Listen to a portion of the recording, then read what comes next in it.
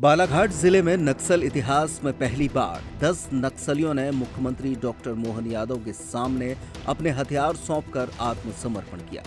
इसमें 62 लाख रुपए के इनामी हार्डकोर नक्सली सुरेंद्र उर्फ कबीर भी शामिल है। सभी 10 नक्सलियों पर मध्य प्रदेश, छत्तीसगढ़ और महाराष्ट्र में कुल 2 करोड़ 36 लाख रुपए का इनाम घोषित था। इनमें 4 महिला और 6 पुरुष नक्सली हैं। मुख्यमंत्री डॉक्टर मोहन यादव ने कहा कि बालाघाट जोन में इस साल अब तक 10 हार्डकोर नक्सली मारे जा चुके हैं। उन्होंने ये भी बताया कि आत्मसमर्पित नक्सलियों का पुनर्वास किया जाएगा और उन्हें समाज की मुख्य धारा में शामिल किया जाएगा। सीएम ने स्पष्ट किया कि नक्सलियों को हथियार उठाने की अनुमति नहीं दी जाएगी।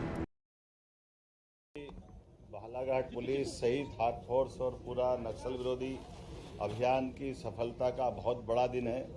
मेरी अपनी ओर से यशस्वी प्रधानमंत्री श्रीमान नरेंद्र मोदी जी, माननीय गृह मंत्री जी के उस आह्वान के लिए आज हमारी पुलिस ने बड़ा काम किया है, जिनमें डेडलाइन दी कि 2026 जनवरी तक हर हालत में या तो नक्सलवादी सरेंडर करे या उनको हम मैदान से समाप्त करेंगे।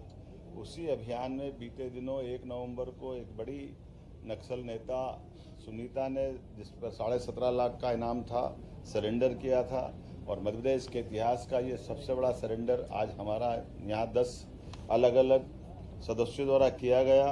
इसमें सुरेंद्र उर्फ कबीर, जिस पे 62 लाख का इनाम है, इसी के साथ राकेश ओडी, मनीष पिता समरथ, इस पे भी 62 लाख का इनाम मध्य प्रदेश, राजस्थान और महाराष्ट्र पुलिस द्वारा, तीनों राज्य की पुलिस जिनको ढूंढ रही थी। समर उर्फ समारू, इस पे 14 लाख का इनाम, सलिता उर्फ सावित्री, इस पे 14 लाख का इनाम, विक्रम उर्फ हिडमा, इस पे 14 लाख का इनाम, लाल सिंह मरावी, इस पे 14 लाख का इनाम, शिल्पा निप्पो, इस पे 14 लाख का इनाम, जरीना जोगी मुसाक, इस पे 14 लाख का इनाम, जयशीला उर्फ ललिता 14 लाख का इनाम, नवीन नुप्पो, इस पे भी 14 लाख का, कुल जमा लगभग 2 करोड़ 36 लाख का इनाम इन विविध अलग अलग प्रकार के 10 नक्सलवादी दलम पे था। इन्होंने सबने पुलिस की योग्य कार्रवाई के कारण से अपने आप को सरेंडर किया है। मध्य प्रदेश सरकार सारे अभी भी बचे हुए जो कुछ, यद्यपि हमारे राज्य में बहुत थोड़े से बचे हैं, मैं आपके माध्यम से भी अपील करूंगा कि आइए हम सब पुनर्वास की नीति के माध्यम से उनके जीवन की भी गारंटी लेंगे, लेकिन ये समय सीमा भी है और यशस्वी प्रधानमंत्री श्रीमान नरेंद्र मोदी जी और गृह मंत्री जी का हमारा सबका संकल्प है कि हर हालत में हमारी धरती पर नक्सलवाद का हम खात्मा करके रहेंगे। तो मैं एक बार फिर आज इस बालाघाट के सारे पुलिस अधिकारियों को, सभी प्रकार के हमारे वरिष्ठ अधिकारियों को, पुलिस जवानों को, सरकार के माध्यम से हम सभी प्रकार के अभियान चलाने के लगातार सतत रूप से उसकी चिंता भी कर रहे हैं और कई कारणों से जनता की जन कल्याणकारी योजनाओं के लिए भी नीचे तक उतारते हुए। एक और खास बात, हमारे राज्य के अंदर आज भी जिन्होंने समर्पण किया है, ये हमारे दबाव के कारण हुआ है और इसमें से अधिकांश लोग हमारे गैर मध्य प्रदेश के हैं, लेकिन हमारे राज्य के अंदर हम किसी प्रकार की गतिविधि नहीं चलने देंगे, यह उसका परिणाम है। उम्मीद करते हैं अगर और भी कुछ बाहर के बच्चे होंगे तो उनसे मुक्त कराएंगे। हमारे 2 साल के चले हुए अभियानों में डिंडोरी मंडला तो पूर्णतः नक्सलवादी गतिविधि से मुक्त पाया गया। आज के बाद हमारा ये बालाघाट का भी करीब करीब पूरा हिस्सा और खास करके कान्हा, बांधवगढ़, ये जो हमारे टाइगर अभयारण्य है, इनके अंदर जो संभावना रहती थी वो भी शून्य हुई है। उम्मीद करेंगे कि और जल्दी अच्छे परिणाम आएंगे। एक बार फिर मेरी अपनी ओर से सभी अधिकारियों को बधाई।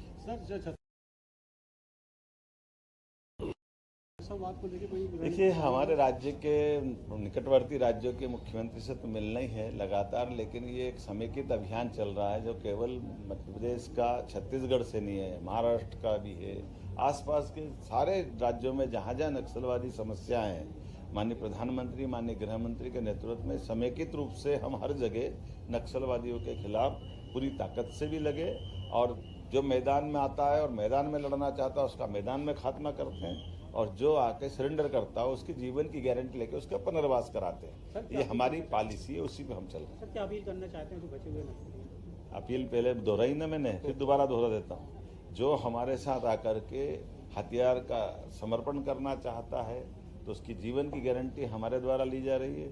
उसके जीवन के पुनर्वास को लेकर के सभी प्रकार के आजीविका के लिए जुड़े हुए जो जरूरत होगी वहाँ भी मदद करेंगे। मकान से लगा करके बाकी चीज़ों की चिंता करेंगे। इनाम भी देने वाले हैं और उसी के अलावा भी और कहीं कोई किसी प्रकार की कष्ट होगा उसमें भी हम खड़े हैं। लेकिन हथियार उठा करके जो संघर्ष की इच्छा रखते हैं उनसे हम दबने वाले नहीं, उनको ठिकाने लगाएंगे। सरेंडर करने वाले नक्सलियों ने पुलिस को 2 AK-47, 2 INSAS rifle, 1 SLR, 2 SSR, 7 BGL shell और 4 वॉकी टॉकी सौंपे। इस कार्रवाई के पीछे प्रदेश की नक्सल आत्मसमर्पण नीति और सुरक्षा बलों के लगातार अभियान का असर माना जा रहा है। वनकर्मी गुलाब उइके और स्थानीय ग्रामीणों ने सरेंडर प्रक्रिया में अहम भूमिका निभाई। वनकर्मी ने बताया कि नक्सलियों ने खुद संपर्क किया और वाहन के माध्यम से बालाघाट लाए गए। ग्रामीणों का सहयोग न मिलने से नक्सलियों ने आत्मसमर्पण को प्राथमिकता दी। सुरक्षा बलों के दबाव और नीति का असर भी देखने को मिला। पुलिस सूत्रों के अनुसार मार्च 2026 तक नक्सलियों के खात्मे की समय सीमा और जंगलों में बढ़ते सुरक्षा बलों के दबाव के कारण नक्सलियों ने हिंसा छोड़कर बातचीत और सरेंडर का निर्णय लिया। ये घटनाक्रम लांजी के छत्तीसगढ़ सीमा से लगे महिर खुदरा में हुई मुठभेड़ के बाद शनिवार देर रात हुआ।